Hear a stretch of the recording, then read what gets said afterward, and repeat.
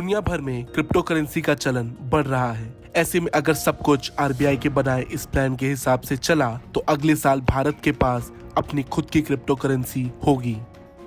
जाने इसमें क्या क्या होगा खास। भारतीय रिजर्व बैंक अगले साल अपनी डिजिटल करेंसी लॉन्च कर सकता है। इसके लिए वो लगातार काम कर रहा है और उसने एक प्लान भी बनाया है।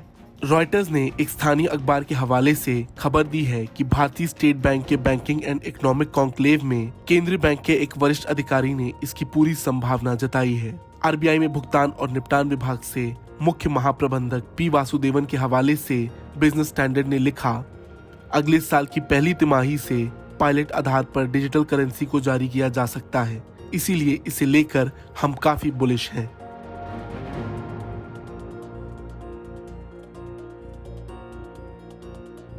आरबीआई अगले साल पहली तिमाही में central bank digital currency launch कर सकता है। ये डिजिटल या वर्चुअल करेंसी होगी। हालांकि ये भारत की मूल मुद्रा का ही डिजिटल रूप हो सकती है, यानी कि ये डिजिटल रुपया भी होगा।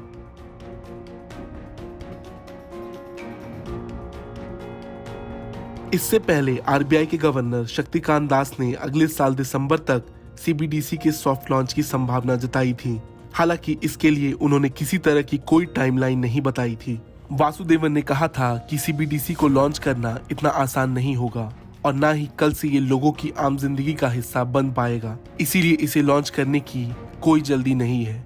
वहीं इसे लॉन्च करने से पहले कई मुद्दों पर विचार चल रहा है, जैसे कि इसकी भूमिका क्या होगी, इसे लागू कैसे किया जाएगा, इसको मान्यता देने का तरीका क्या होगा और इसका वितरण किस तरह से हो सकेगा। वहीं ये थोक कारोबार के काम आएगा या इससे रिटेल लेन देन भी हो सकेगा। आपको बता दें कि सरकार देश में क्रिप्टो ट्रेडिंग के नियम तैयार कर रही है। भारत में सरकार वर्चुअल करेंसी के जरिए पेमेंट ट्रांजैक्शन पर रोक लगाने जा रही है।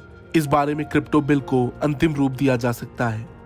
एक सरकारी सूत्र ने इस बारे में कहा कि देश में लोग गोल्ड, शेयर या बॉन्ड की तरह क्रिप्टो को संपत्ति के रूप में रख सकेंगे। इतना साफ है कि क्रिप्टो एक्सचेंज और ट्रेडिंग प्लेटफॉर्म को एक्टिव सॉलिटिसेशन की अनुमति नहीं दी जाएगी। ब्यूरो रिपोर्ट, भारत तक।